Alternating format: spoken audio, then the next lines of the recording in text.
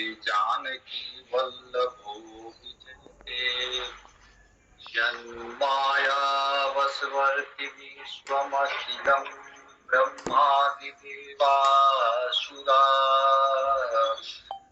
यत्सत्त्वात् भाति सकलं रज्जो यथा अहिर्भ्रमः यत्पादप्लवमेकमेव हि भवान् मोहे स्थितिर्षावता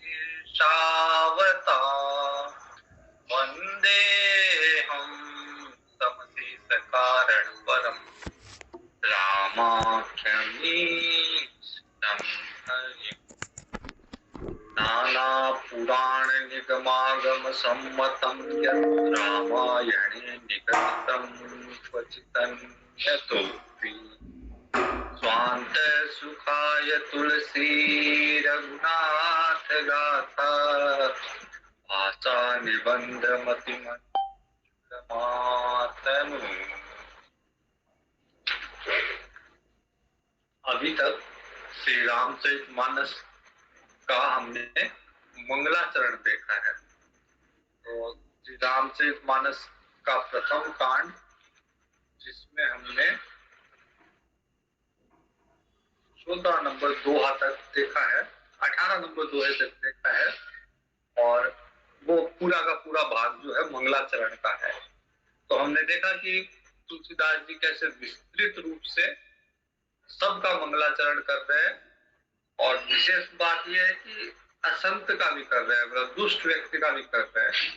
संत असंत सारे देवी देवता, और रामचरितमानस में रामायण में जितने भी पात्र हैं उन सब का मंगलाचरण कर रहे हैं। और विशेष रूप से कह रहे हैं कि सिया राम मैं सब जग जानी करहु प्रणाम जोरि जुग पाने, कि सबको अलग अलग सबको किया ही है, जिनकी आवश्यकता है या जिनका कोई इसमें रोल है तो सबको तो किया ही है। फिर अंत में कहते हैं कि दो विशेष मंगलाचरण करते हैं। एक तो सिया राम मैं सब जग जानी करहु प्रणाम जोरि जुग पानी, कि सभी को जो भी है सबको भगवान का ही स्वरूप जान के और सबको मैं प्रणाम करता हूँ।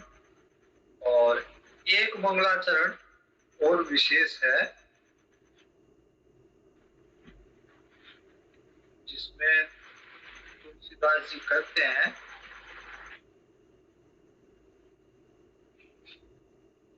कि उन लोगों को प्रणाम है जो बिनु काम राम के चेहरे, जो जिनको मतलब कोई विशेष जिनकी कामना नहीं है, बिना काम के ही भगवान के जो भक्त हैं उनको विशेष रूप से उनको उनका मंगलाचरण किया गया है। अब आगे का जो भाग है वो राम का नाम, मतलब एक तो राम जो है दशरथ पुत्र राम, जो सगुण रूप से भगवान ने अवतार ग्रहण किया है, और एक है निर्गुण परब्रह्म। तो एक तो परब्रह्म भगवान का स्वरूप, और उन्हीं परब्रह्म ने सगुण रूप में, निर्गुण से सगुण रूप में राम दशरथ जी के यहाँ राम जी के में अवतार लिया। तुलसीदास जी अब राम के नाम का महत्व बता रहे हैं, और ये बता रहे हैं कि राम का जो नाम है वो उस परब्रह्म राम से और 10 सगुण रूप में दशरथ पुत्र राम से दोनों से बढ़कर है। जो राम का नाम है वो निर्गुण और सगुण दोनों से बढ़ के है। निर्गुण सगुण कैसे है, थोड़ा सा निर्गुण सगुण को समझिए। जैसे बिजली है, बिजली का उत्पादन होता है, तो बिजली जब अपने सोर्स में, अपने स्रोत में है, तो वहां को वो निर्गुण रूप में है। जैसे कोयले के अंदर बिजली है, बिजली पवन ऊर्जा में जब पवन वायु चलती है तो उसके अंदर बिजली है, या सौर ऊर्जा में सूर्य की किरणों में बिजली है।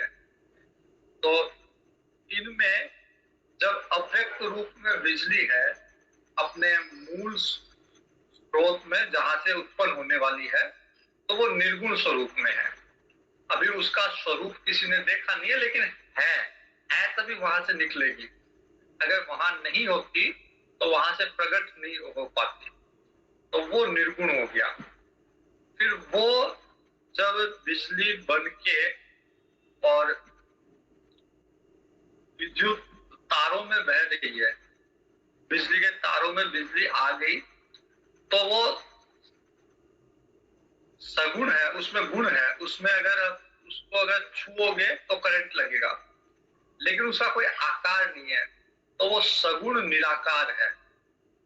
और वही बिजली जब बल्ब के माध्यम से, ट्यूबलाइट के माध्यम से ये प्रकाशित होती है, या पंखे के माध्यम से प्रवाहित होती है, पंखा चलता है, या अन्य कोई कार्य एसी फ्रिज वगैरह विद्युत का कार्य होता है, तो जो प्रकट स्वरूप में है वो सगुण और साकार, उसका गुण भी है और उसका आकार भी है, सगुण साकार रूप में है।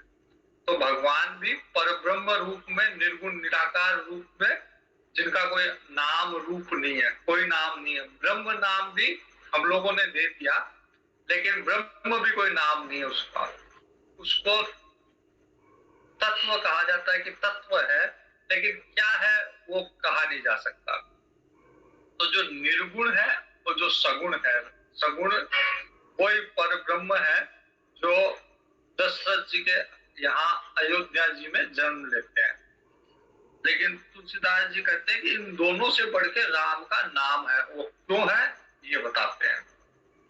बंदहु राम नाम रघुबर को, हेतु कृषानु भानु हिम कर को, विधि हरिहरमय वेद प्राण सो, अगुण अनु अगुण अनुपगुण निधान सो।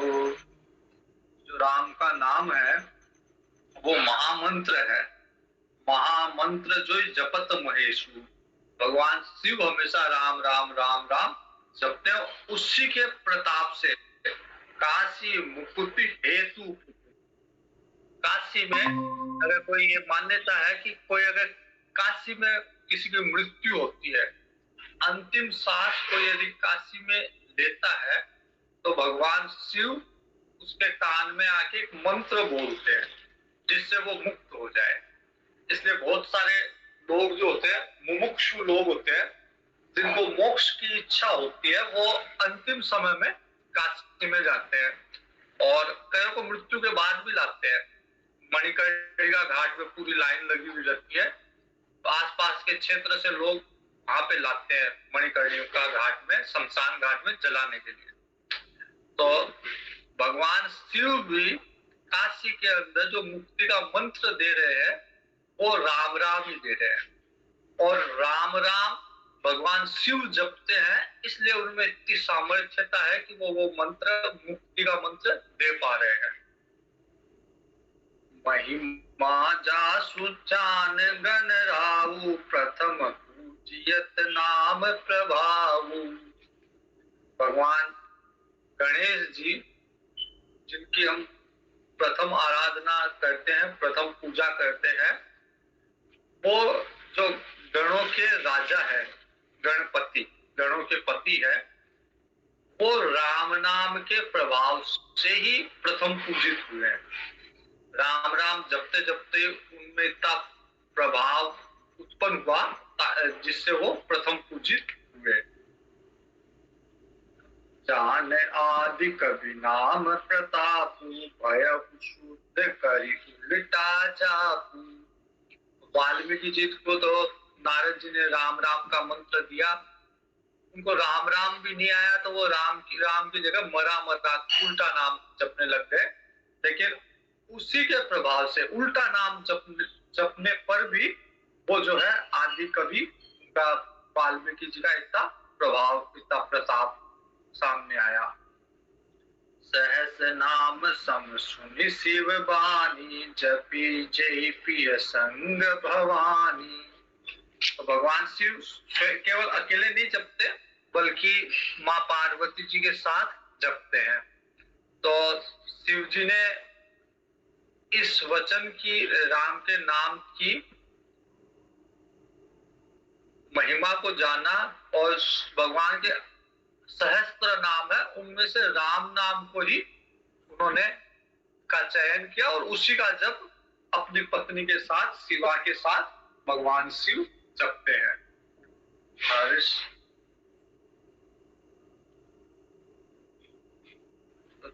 और इसी के कारण, राम नाम के कारण, जब समुद्र मंथन हुआ और विष, कालकूट नामक विष उत्पन्न हुआ, तो कोई भी उस विष का पान करने को तैयार नहीं था।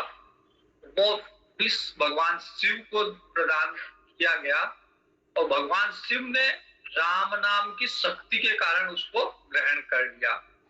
माँ पार्वती जी पास में खड़ी थी, लेकिन माँ पार्वती जी ने भगवान शिव को रोका नहीं विषपान करने से, क्योंकि माता जी जानती थी कि भगवान शिव जो है राम नाम का मंत्र हमेशा उच्चारित करते रहते हैं, जप करते हैं, तो जो कालकूट विष है ये भी अपना प्रभाव नहीं दिखा पाएगा, इसका भी कोई असर नहीं होगा। ये बात माँ पार्वती जी जानती थी, इसलिए उन्होंने रोका नहीं।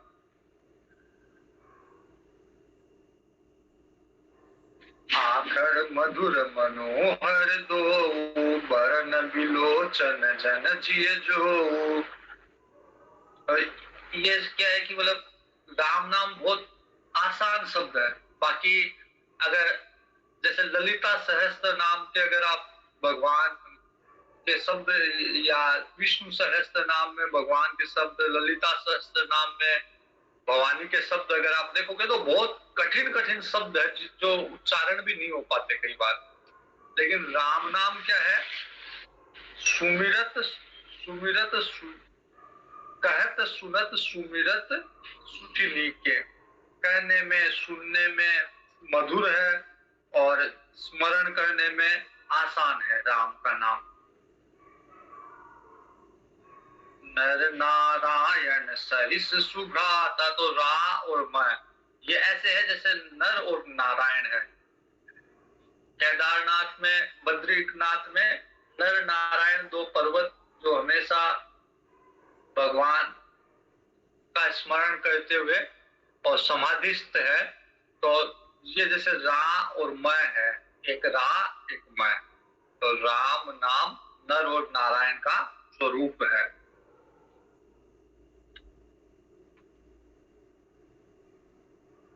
सम नाम नाम रूप दुई से उपाधि, अकत अनादि मुझे साधि। जो राम का नाम है वो भगवान की उपाधि है, और इसमें से रा और मैं वो बड़ छोट कहते अपराधु, सुन गुण भेद समुझी साधु। तो एक तो नाम हो गया और एक भगवान का रूप हो गया। अब नाम बड़ा या रूप बड़ा? भगवान जो सगुण रूप में धनुष बाण लिए हुए दिखते हैं, तो वो जो स्वरूप है भगवान का वो बड़ा, या भगवान का रा और मैं से दो अक्षरों से जो राम शब्द है ये बड़ा? तो दोनों में से कौन बड़ा है ये कहना ही अपराध है। दोनों में कौन छोटा कौन बड़ा ये कहना ही अपराध है। इसके गुणों का तारतम्य सुनकर साधु पुरुष जो है वो स्वयं समझ जाते हैं रूप नाम के अधीन है। अगर किसी का नाम नहीं पता, केवल रूप पता है, जैसे मान लीजिए कि राम जी का जो चित्र है वो केवल वो दिखाया जाए कि धनुष बाण लेके एक व्यक्ति राजकुमार के रूप में है, उनका नाम नहीं पता, तो वो रूप जो है उसकी हम अभिव्यक्ति कैसे करेंगे? बिना नाम के रूप की अभिव्यक्ति संभव नहीं है। रूप का, नाम के बिना रूप का ज्ञान नहीं हो सकता। किसी को बता नहीं सकते कि भाई उसका नाम नहीं था तो रूप, केवल रूप का क्या वर्णन करेंगे। रूप विशेष नाम बिनु जाने, कर तलगत पर ही पहचाने। तो कोई विशेष रूप है जिसका कोई नाम नहीं है। तो ऐसा है जैसे हथेली पे रखा हुआ भी है लेकिन उसको पहचान नहीं पाए, वो सामने है, सब कुछ है, लेकिन फिर भी उसको हम ग्रहण नहीं कर पा रहे। केवल रूप को ग्रहण नहीं कर पाएंगे जब तक नाम ना हो। सुमिरिय नाम रूप बिनु देखे, आवत हृदय स्नेह विशेषे। और केवल राम राम राम राम सुमिरन करने से जो रूप है भगवान का वो अपने आप आ जाएगा। केवल रूप को देख के नाम नहीं आएगा, लेकिन राम राम राम राम अगर रटते जाओगे तो भगवान का रूप अपने आप हृदय में आ जाएगा। नाम रूप कथि कथ कहानी, समुझत सुखद न परत बखानी। तो ये नाम और रूप की, राम के नाम की जो कहानी है अकथनीय है, मतलब इसका कोई वर्णन नहीं कर सकता। इसके महत्व इतना अधिक है कि कोई उसको बता नहीं सकता। हाँ, लेकिन समझने में सुखद है, लेकिन उसका वर्णन नहीं हो सकता। अगुण सगुण बिच नाम सुसाखी, उभय प्रबोधक चतुर दुभाषी। तो राम का नाम है जैसे जैसे दुभाषिया होता है। जैसे मेरे को जर्मन नहीं आती और जर्मनी का कोई व्यक्ति उसको हिंदी नहीं आती, तो एक ऐसे व्यक्ति को बीच में बिठाया जाता है जिसको दोनों भाषा का ज्ञान हो। तो मेरी बात वो जर्मन वाले को बताएगा और जर्मन वाले की बात हिंदी में मुझे बताएगा। तो ये जो राम का नाम है वो चतुर दुभाषिया है। वो सगुण और निर्गुण दोनों से संपर्क करा देगा। सगुण की बात निर्गुण, निर्गुण की बात सगुण में, दोनों से संपर्क साध देगा राम का नाम। राम नाम मणि दीप धरु, जीह दे हरि द्वार। तुलसी भीतर बारे, जो चाहसी उजियार। तुलसीदास जी कहते हैं, एक वेदांत में एक सिद्धांत होता है देली दीप न्याय।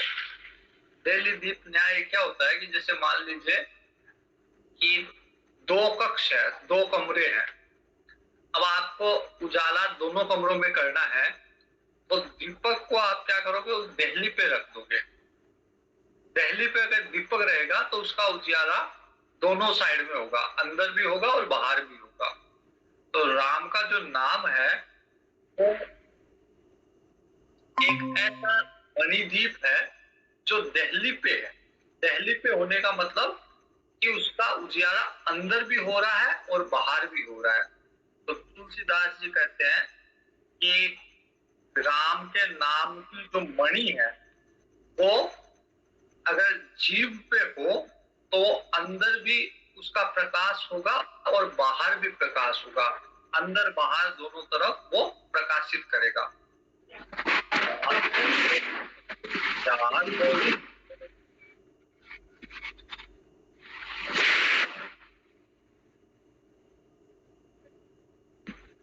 नाम जी जपि जागहि जोगी, विरति विरंचित पंच वियोगी।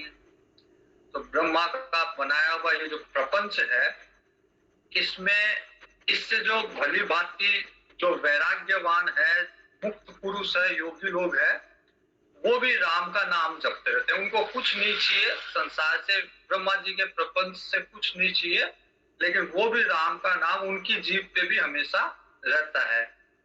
ब्रह्म सुख ही अनुभव ही अनुपा। हालांकि वो ब्रह्म सुख का अनुभव कर रहे हैं, उनको संसार का कोई सुख नहीं चाहिए, लेकिन राम के नाम में इतना रस है कि वो भी राम का नाम नहीं छोड़ पाते। तो अकथ अनामय नाम न रूपा। तो नाम और रूप से भी आगे बढ़ के राम का नाम है। राम का जो नाम है वो रूप से भी बढ़ के है। भगवान का जो स्वरूप है, सगुण रूप है, उससे भी बढ़ के राम का नाम है। जाना, अब भगवान के 4 तरह के भक्त बताए हैं, गीता जी में भी बताए हैं 4 तरह के भक्त। अगर चारों तरह के जो भक्त हैं वो अपनी अपनी साधना में पूर्ण साधना को प्राप्त कर सकते हैं राम के नाम से। तो कौन कौन से बताए गए हैं? जाना चाहे गति जेहू, जो जिज्ञासु भक्त है, जो भगवान को जानना चाहते हैं, भगवान के तत्व को, भगवान की गति को, भगवान के परम धाम को जानना चाहते हैं। नाम जी है जपी जान ही तेहू, तो वो भगवान का नाम जप के और भगवान के जिज्ञासु भक्त भगवान को जान जाते हैं कि भगवान का क्या तत्व है, भगवान कैसे है, किस रूप में, किस स्वरूप में। जिज्ञासु भक्त की जिज्ञासा शांत हो जाती है राम का नाम जपने से। साधक नाम जप ही लय लाए, हो ही सिद्ध अनिमादिक पाए। और जिस साधक को कामना होती है, सिद्धियों की चाहत होती है, तो उसको अनिमादिक आदि सारी सिद्धियां प्राप्त हो जाती है भगवान का नाम राम राम जपने से। जप ही नाम जन आरत भारी, तो एक जिज्ञासु भक्त हो गया, एक कामी भक्त हो गया जिसको कामनाएं हैं संसार की। तो जिसको संसार की कामनाएं हैं उसको अनिमादिक आदि सिद्धियां प्राप्त हो जाएगी। जिसको जिज्ञासा है उसकी जिज्ञासा शांत हो जाएगी। और जप ही नाम जन आरत भारी, कोई दुखी है संसार से, दुखी होके भगवान की शरण में आना चाहता है, मिट ही कुसंकट हो ही सुखारी, तो उसके सारे कुसंकट है वो सारे नष्ट हो जाएंगे और वो भी सुखी हो जाएगा। राम भगत जग चारि प्रकारा, सुकृति चारि अनग उदारा। तो ये जो 4 तरह के भक्त भगवान के, अर्थार्थी, आर्त, जिज्ञासु और ज्ञानी, ये चारों के चारों भक्त है। चारों के चारों भगवान के भक्त है, पुण्यात्मा है, पाप रहित है, उदार है। लेकिन चारों में भगवान को सबसे ज्यादा ज्ञानी भक्त प्रिय है। चहु चतुर कहु नाम उदारा, ज्ञानी प्रभु ही विशेष प्यारा। तो ज्ञानी में क्या विशेषता है कि ज्ञानी में न तो आज तो है ही नहीं, दुखी तो है ही नहीं, ज्ञानी दुखी होता ही नहीं, क्योंकि वो समझता है कि संसार मैं जो हूँ भगवान का अंश हूँ और ये संसार कभी मेरे को दुखी कर ही नहीं सकता। दूसरा, वो अर्थार्थी नहीं है, वो धन के पीछे, किसी रिद्धि सिद्धि के पीछे, मोह माया के पीछे, किसी भी अर्थ के लिए भगवान की भक्ति नहीं करता। और जिज्ञासु भी नहीं है, उसकी जिज्ञासा भी शांत हो गई, उसको पता है भगवान का क्या स्वरूप है, क्या तत्व है, सब कुछ उसको पता है। तो न तो वो आर्त है, न अर्थार्थी है, न जिज्ञासु है, वो ज्ञानी है। वो सारे तत्वों को जान के फिर भगवान का भजन करता है। तो इसलिए भगवान को वो विशेष प्यारा है। बाकियों में कामना है और कुछ नहीं, तो भगवान को जानने की जिज्ञासा है, कामना है, लेकिन ज्ञानी भक्त में कुछ नहीं है, इसलिए भगवान को विशेष प्यारा है। ज्ञानी प्रभु ही विशेष प्यारा, चहु जुग चहु श्रुति नाम प्रभाऊ। तो चारों तरह के भक्त में और चारों तरह के युग में और चारों तरह की श्रुतियों में, चारों तरह के वेदों में भगवान के नाम को विशेष महत्व दिया गया है। भगवान का जो वेद में भगवान के सगुण स्वरूप को उतना महत्व नहीं दिया गया, लेकिन भगवान के नाम को, राम के नाम को विशेष महत्व दिया गया। उपनिषदों में सगुण भगवान को कोई महत्व नहीं दिया गया, लेकिन भगवान के राम के नाम को वहां भी महत्व दिया गया है। चहु जुग चहु श्रुति नाम प्रभाव, तो चारों युग में, चारों तरह के, चारों वेदों में भगवान के नाम का प्रभाव है। कलि विशेष नहीं आन उपाऊ, हालांकि चारों युग में है भगवान के नाम का प्रभाव, राम के नाम का प्रभाव चारों युग में है, लेकिन कली काल में विशेष रूप से है, क्योंकि कली काल में और कोई उपाय नहीं है। सतयुग में व्यक्ति ध्यान करके भगवान को प्राप्त कर लेता है, त्रेता में भगवान यज्ञ हवन से भगवान को प्राप्त कर लेता है, द्वापर में पूजा करके भगवान से 1600 प्रकार की पूजा करके भगवान को प्राप्त कर लेता है। लेकिन कली काल में न ध्यान संभव है, क्योंकि मन इतना चंचल है कली काल में कि ध्यान से भगवान को प्राप्त करना असंभव है। न यज्ञ हवन के द्वारा भगवान को प्राप्त हो सकता है, क्योंकि यज्ञ की सामग्रियां इतनी दूषित हो जाएगी कली काल में कि न शुद्ध घी मिलेगा, न शुद्ध दूध मिलेगा, न कोई भी चीज जो है शुद्ध रूप में नहीं होगी, न मंत्र को जानने वाले मिलेंगे, न उनका आचरण शुद्ध होगा। तो कली काल द्वापर में, सतयुग में ध्यान से प्राप्त करेंगे भगवान को, द्वापर में यज्ञ हवन से, त्रेता में यज्ञ हवन से और द्वापर में पूजा से। लेकिन कली काल में ये तीनों ही संभव नहीं है, इसलिए कली काल में केवल राम का नाम ही जो है उसी का महत्व है, इसलिए कहा गया कली विशेष नहीं आन उपाऊ। कली काल में तो कोई उपाय नहीं है राम के नाम के अलावा। सकल कामनाहीन जे राम भगति रस लीन, नाम सुप्रेम पीयूष हृदय तिनहु किए मन मन में। तो जो व्यक्ति सब प्रकार की कामनाओं से रहित है, भोग की कामना, और भोग केवल यहाँ का भोग नहीं, कई को जैसे होता है कि पृथ्वी का कोई भोग नहीं चाहिए, लेकिन उनको स्वर्ग की कामना होती है कि मृत्यु के बाद में मैं स्वर्ग में जाऊं, या स्वर्ग से भी ऊपर उठ के किसी को कामना होती है कि मृत्यु के बाद में ब्रह्म लोक जाऊं, ब्रह्मा जी के लोक को भी देख के आऊं। तो जो व्यक्ति जिसको किसी भी तरह की भोग की कामना नहीं है, न ये इस लोक में न परलोक में, मोक्ष तक की कामना नहीं है। मोक्ष की कामना होती है कि मैं भगवान के सायुज्य मुक्ति, सामीप्य मुक्ति, भगवान का और कुछ नहीं तो भगवान के पास रहूं, निकट रहूं, इसमें सुख मिलेगा, या भगवान का कोई अंग बनूं, भगवान का कोई आयुध बनूं, भगवान का कोई सखा बनूं, भगवान के लोक में रहूं।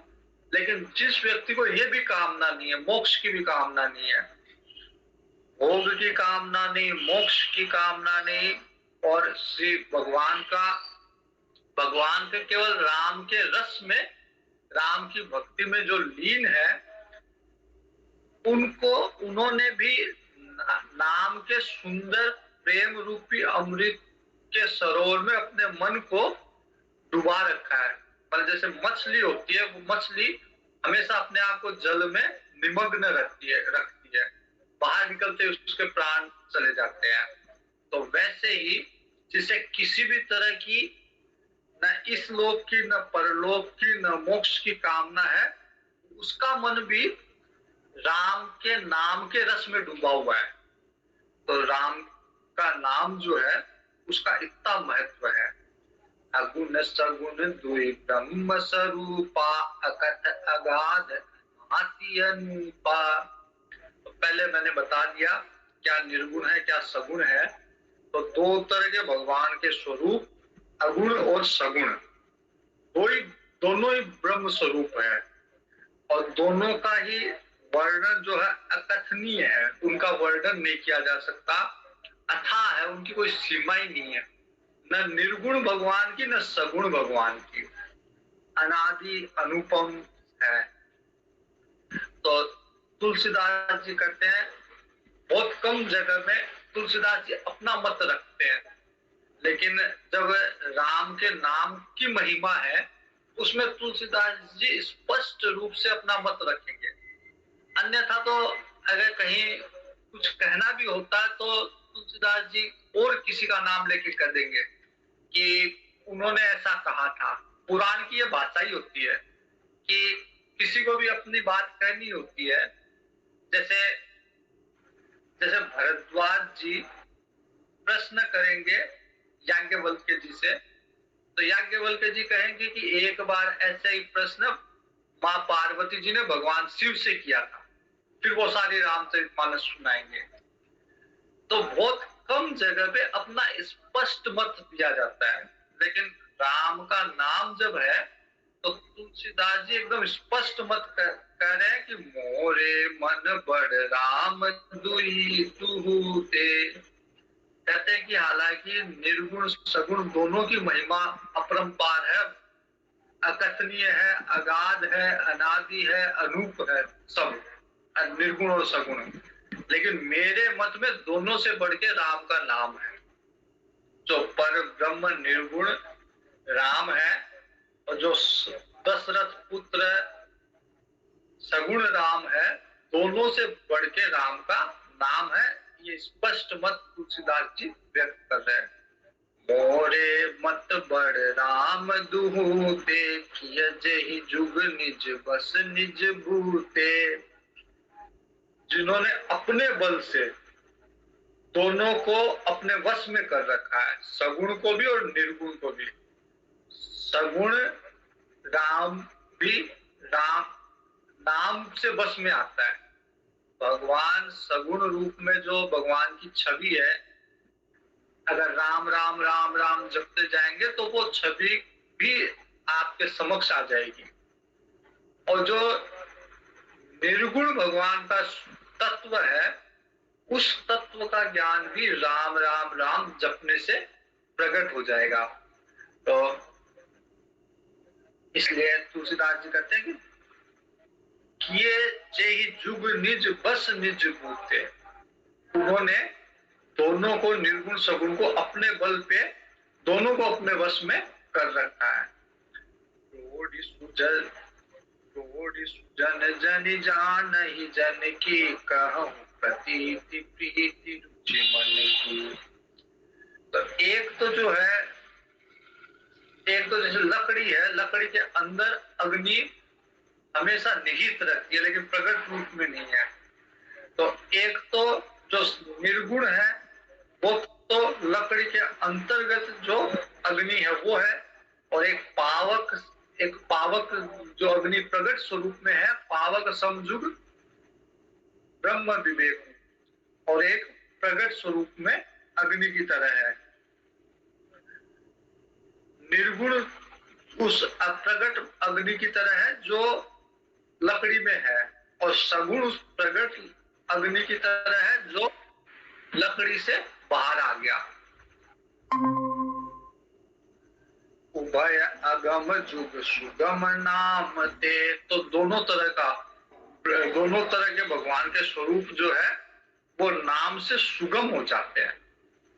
अन्यथा न निर्गुण को प्राप्त किया जा सकता न सगुण को, लेकिन राम के नाम के प्रभाव से निर्गुण भी सुगम हो गया और सगुण भी सुगम हो गया।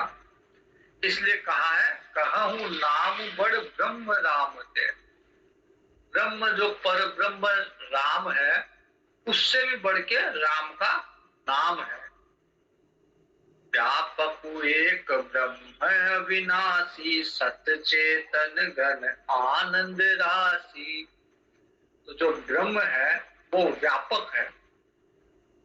व्यापक पे इतना कि उसकी व्यापकता का हमारी बुद्धि से हम लोग नाप ही नहीं सकते।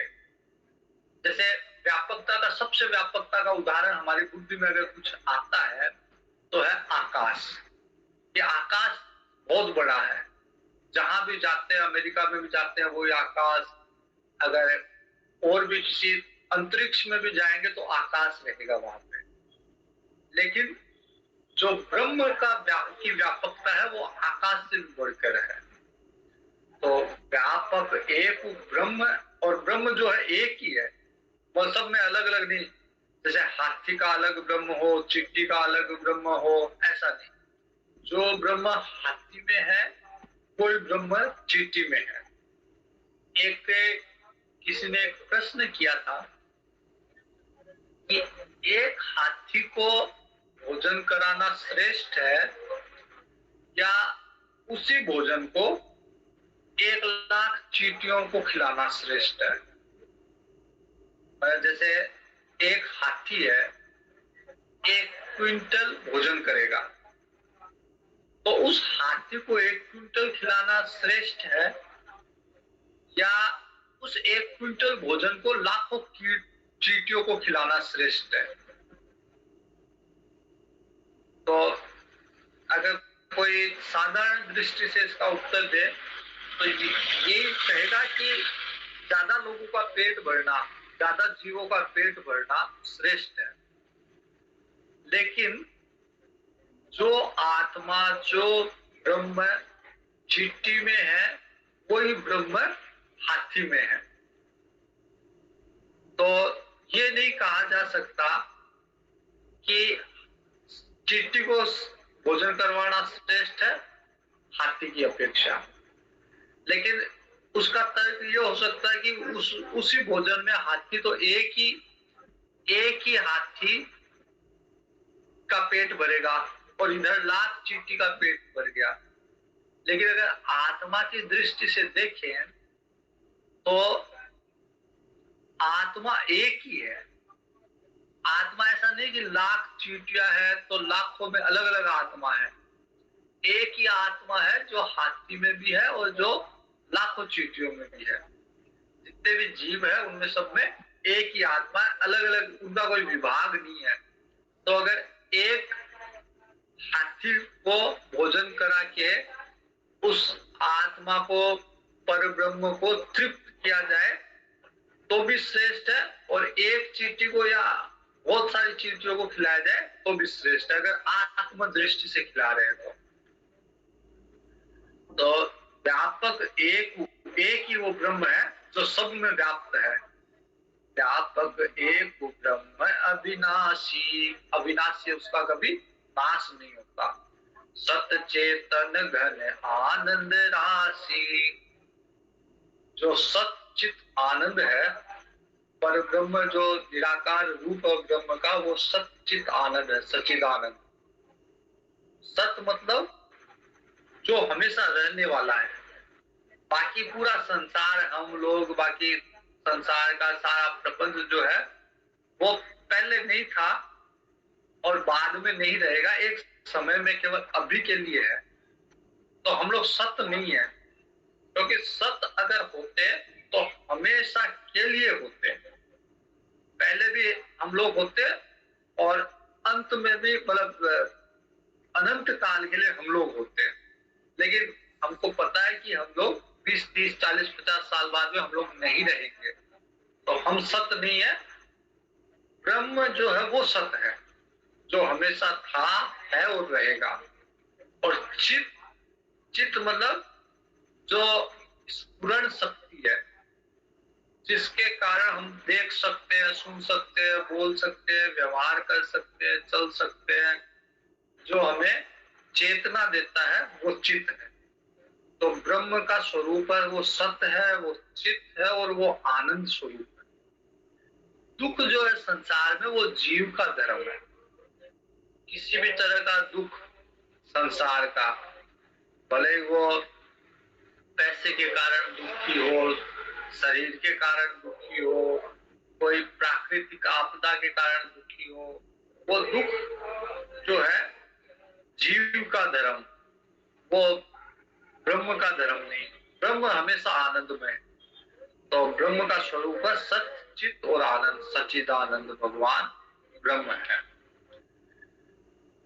अस प्रभु हृदय अछत अभिकारी, ऐसे भगवान जो है अविकारी है, उनमें कोई विकार उत्पन्न नहीं होता। हम में होता है विकार, हम जवान है, जवान से बुढ़ापे की तरफ जाएंगे, बुढ़ापे से मृत्यु की तरफ जाएंगे, तो ये विकार उत्पन्न है हमें। लेकिन भगवान में कोई विकार नहीं है। सकल जीव जगदीन दुखारी, संसार में जितने भी जीव है, जगत के सब जीव दीन है, दुखी है। लेकिन भगवान जो है विकार रहित है, आनंद राशि है। नाम निरूपण नाम जतन ते, सो प्रगटत जिमि मोल रतन ते। तो नाम का निरूपण करके, नाम जप करने से वो जो ब्रह्म है, जो सच्चिद आनंद है, जो व्यापक है, एक है, अविनाशी है, वो भी प्रकट हो जाता है। जैसे सो प्रगटत जिमि मोल रतन थे, जैसे अगर रतन जानता है वो उसका मूल्य बता देगा, जो नहीं जानता उसको तो उसका मूल्य नहीं पता, लेकिन जो पारखी है वो उसके सामने उसका मूल्य प्रकट हो जाएगा। तो वैसे ही नाम जप करने वालों के सामने वो परब्रह्म भी प्रकट हो जाएगा। निर्गुण ते भांति बड़ा, इसलिए निर्गुण से भी बड़ा है। निर्गुण को भी अपने वश में रखने वाला, प्रकट करने वाला भगवान का नाम है। कहु नाम बड़ राम ते, निज विचार अनुसार। अब तुलसीदास जी कहते हैं कि मैंने बता दिया कि निर्गुण से कैसे बड़ा है। अब सगुण रूप में जो भगवान अयोध्या में दशरथ जी के यहाँ जन्म लेके आते हैं, उनसे बड़ा उनका नाम कैसे है, अब ये बताते हैं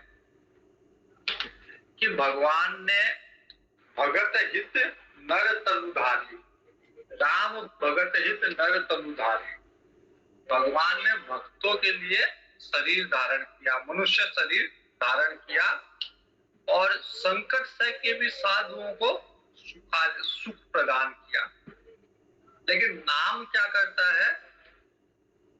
नाम जो है, नाम सप्रेम जपत अनयासा, भगत होय मुद मंगल बासा।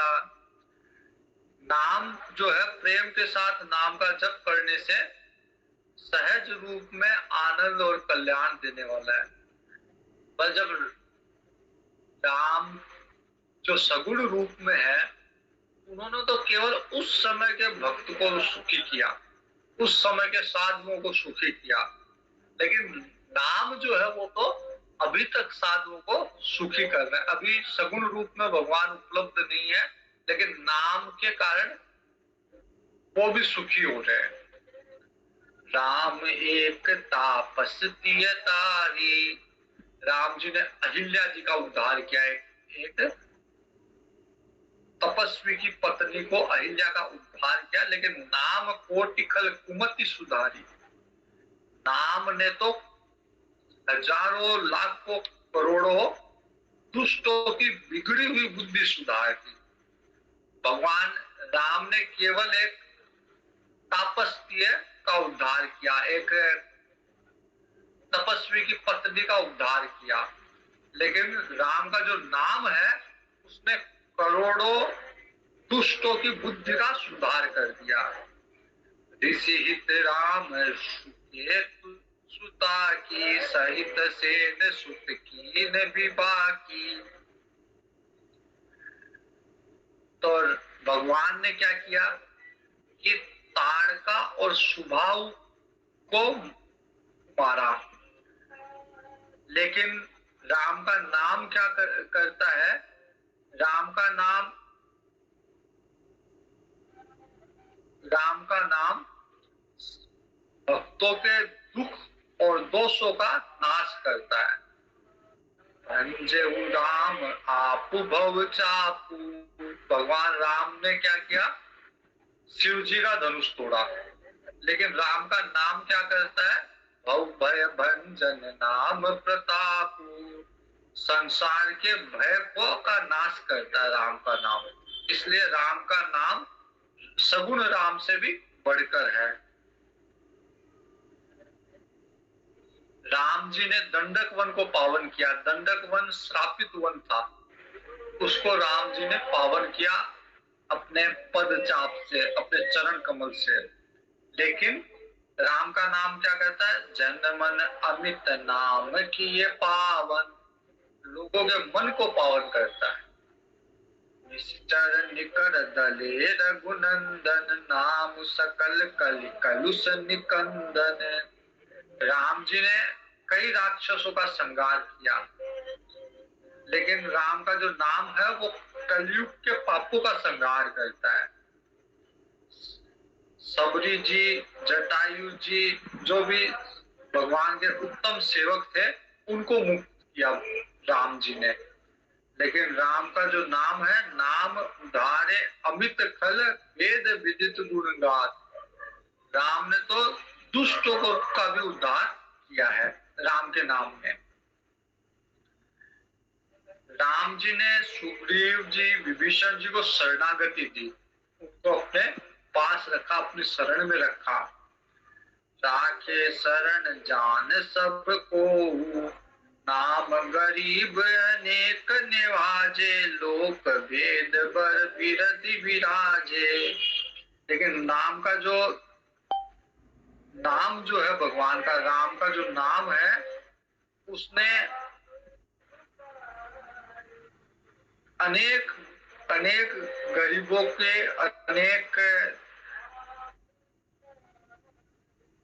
अनेक गरीबों को, अनेक असहाय को अपनी शरण दी राम के नाम ने।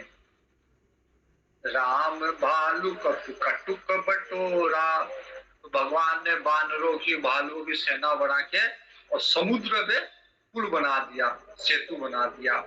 राम का नाम क्या करता है? भव सिंधु पे, संसार रूपी सागर पे पुल बनाता है। नाम लेत भव सिंधु सुखाई, और भव सिंधु को सुखा देता है। पार करने के लिए भगवान जब राम सगुण रूप में आते हैं, तो उनको उसके ऊपर पुल बनाना पड़ा। बानर और भालू की सहायता से उन्होंने समुद्र के ऊपर पुल बनाया। लेकिन राम का नाम जो है वो भव सागर को सुखाई देता है। पुल बनाने की जरूरत ही नहीं, अब आराम से सूखे हुए भव सागर को सरलता से पार कर लो। राम राम सकल रण रावण मारा, सिय सहित निज पुर पगुधारा। राजा राम अवध रजधानी, गावत गुण सुर मुनि बरबानी। सेवक सुमिरत नाम सप्रीति, बिनु सम प्रबल मोह दलु जीति। तो राम जी ने क्या किया? राम जी ने रावण का सारा कुल मार के और सीता जी के सहित फिर अपने अयोध्या में आए, राजा बने, अवध राजधानी बनी। ये सब चीज, सबको ये प्रसंग पता है। लेकिन राम का नाम क्या कहता है कि जो सुमिरत करता है, सेवक सुमिरत नाम सप्रीति, जो प्रीति सहित राम का नाम सुमिरन करता है, बिनु सम प्रबल मोह तलु जीती। तो वो मोह, जो प्रबल शत्रु है, मोह है, इसको भी जीत लेता है। और फिरत स्नेह मगन सुख अपने, फिर वो व्यक्ति क्या करता है? जैसे राम जी ने रावण को जीत के फिर आके राजधानी में राम राज्य स्थापित किया, राम राजा बन गए। तो अब ये व्यक्ति जिसने राम के नाम के प्रभाव से मोह को जीत लिया, अब ये क्या करेगा? ये कौन सा राजा बनेगा? तो फिर ये अपने सुख में निमग्न रहेगा। विरत स्नेह मगन सुख अपने, और अपने सुख में मगन रहेगा। ये नाम प्रसाद सोच नहीं सपने, किसी तरह का सोच उसके सपने में भी नहीं आएगा। किसी तरह का सपने में भी किसी तरह की चिंता उसके मन पे व्याप्त नहीं होगी। अब वो अपने सुख में हमेशा मगन रहेगा। ब्रह्म राम ते नाम बड़े बरदायक बरदानी, रामचरित सत कोटि मह लिए महेश जिय जानी। तो इसलिए सारांश में बताया गया कि ब्रह्म और राम से, मतलब निर्गुण और सगुण से, दोनों से बढ़ के राम का नाम है, जो बहुत बड़ा वरदायक है, वर देने वाला है, वरदान देने वाला है।